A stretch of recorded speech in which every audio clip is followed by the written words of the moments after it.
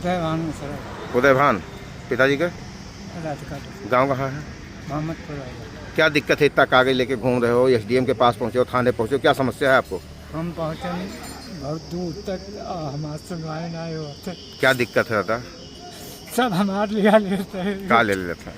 सड़क के जगह चका उठ रहा होगा, सब हमारे जो ना आउट करा के बाहर देना न था प्रोग वहाँ जब में यहाँ, और हमारे सब कब्जा करते हैं। 10-12 दिन कहा था तो वह काट पाट जब गोली मार दिया।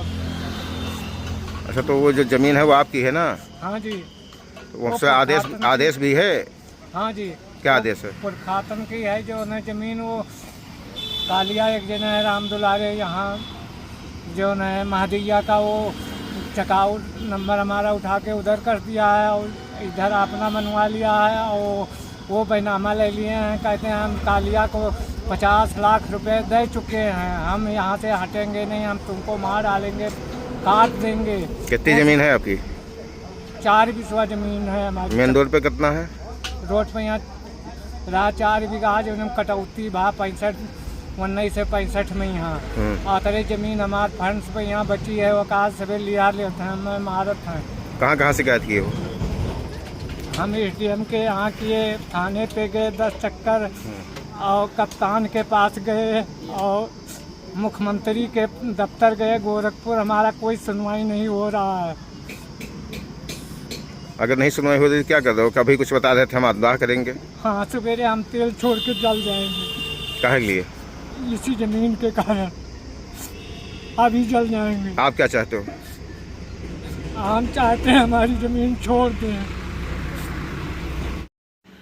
जब इस प्रदेश में बुजुर्गों के भी आंखों में हो आंसू, तो कैसे की जाए न्याय की उम्मीद?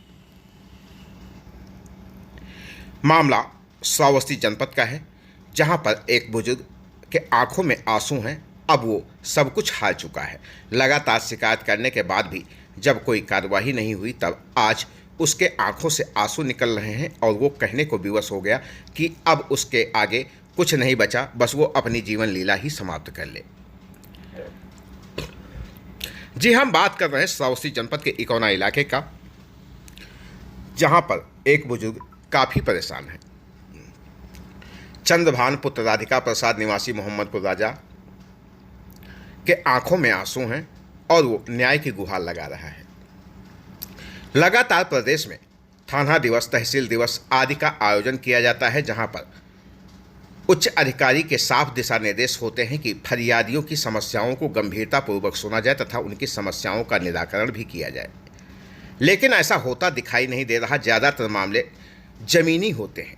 इन ज़मीनी मामलों में छोटी छोटी लापरवाही कभी भारी पड़ जाती है, लोगों की जान तक चली जाती है।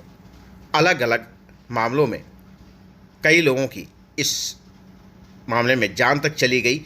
आए दिन मारपीट की घटनाएं होती हैं और लोग परेशान होते हैं, लेकिन फिर भी अधिकारियों के कानों पर जू नहीं रेंगती।